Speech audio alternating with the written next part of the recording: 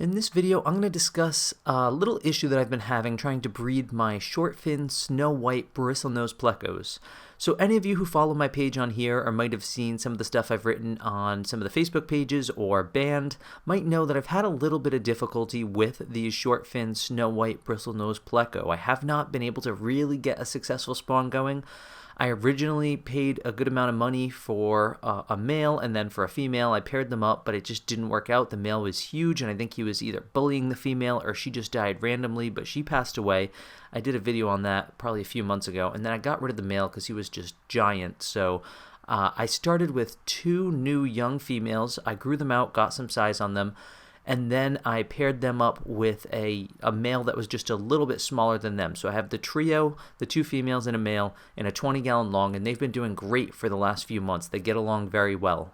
But the issue I'm now running into is they're spawning and the fry are not surviving. They spawned maybe a month or two ago. It looked like a double spawn. It looked like both females got in on the action. There were a lot of eggs. Not a single fry survived. They all died shortly after the yolk sacs went away. Some look like they had like bent tails or bent spines. Some kind of had their yolk sacs kind of blow up, and they were like clear, almost like empty looking. So fast forward a month or two, I've now had my second spawn here, and they've all just left the cave, and I'm running into something similar. I'm not really seeing as many like bent tails or bent spines, but the yolk sacs are like blowing up, almost like inflating, and they are like empty. So instead of getting smaller and getting fully absorbed, on some of them they look like they're getting absorbed properly, and then on others they look like they're just blowing up and they're being empty. And I'm finding a lot of dead fry around the tank. Now it still looks like I have a few dozen survivors here, and I'm really holding out hope that, you know, I get some type of survival out of this, but so far it hasn't looked too promising, because as they are reaching that point where the yolk sacs should be getting absorbed, I'm finding that they're dying. Now, I know that they have proper access to food, and the temperature's fine, and I know that the water quality is pretty good, if not, perfect. Anybody who's seen my water change system knows that I change around maybe 50 to 70% of the water on a weekly basis. I run 2 oversized sponge filters. I'm not concerned with the water quality by any means, and I have tested it, and it's right in line with all my other tanks. So I'm not really sure what the issue is. But the only promising thing I've seen is on one of the Facebook pages, some other people also mentioned they had a very similar problem with the first couple spawns out of their snow whites.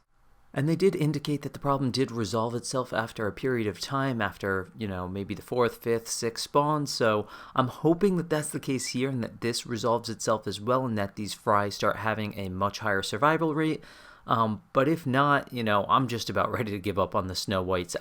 To be honest, even when I get them spawning normally, I might still give up on them in favor of different hypensistrus species.